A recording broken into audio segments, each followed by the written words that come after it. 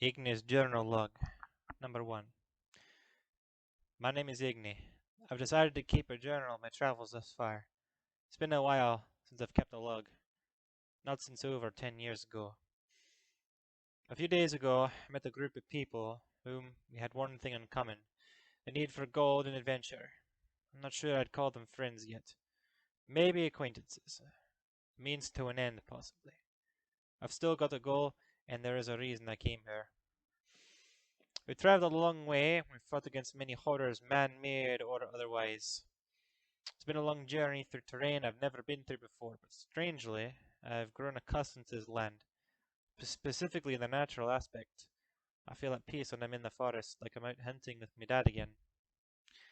As I'm writing this, we've made our way to the capital of the Odensai clan, Heilhafen. While we were cautious on how we make our entrance to the city, being wanted men, but thankfully, our cunning companion Odd, dressed as one of those flame priests that so taint my homeland. The guards even escorted us in the city once they saw him in his robes. The city is like no place I've ever seen before. So many buildings and people, and one of those massive convents you'd see dot the landscape of Anglar. Upon our arrival, we decided to take refuge inside a local inn in the Hunters District. The crowd was a riot, and the inn was welcoming. Even our strange companion Bordy got in on the action. To think such character is possible to stand out the burly Vikingers and getting frisky with the barmaidens astounds me. We all had a good laugh. The Vikinger that Bordy punched, Walter, sticks with us, and we get to know him a little bit. We turned in for the night, except for Bordy, who continued to chase that barmaid of his, and when we awoke, Odd's patron, the Raven One as we know her, appears in our room.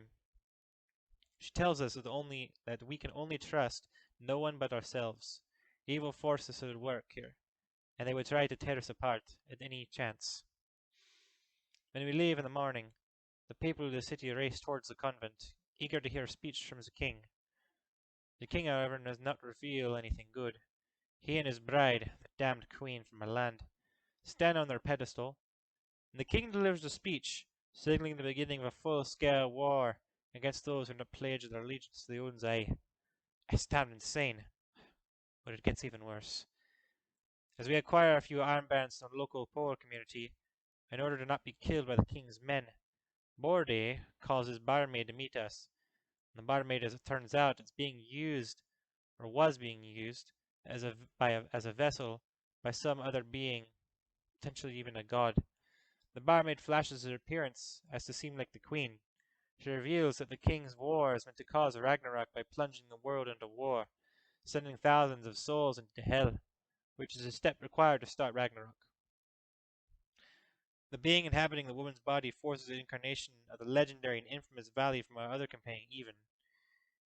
He reveals that the old gods of the Nordic realm, long ago, were being contested by an even older deity who brought forth the Shadow Realm, which is supposedly the force unleashing horrors into our world, and may also be responsible for the current state of the world.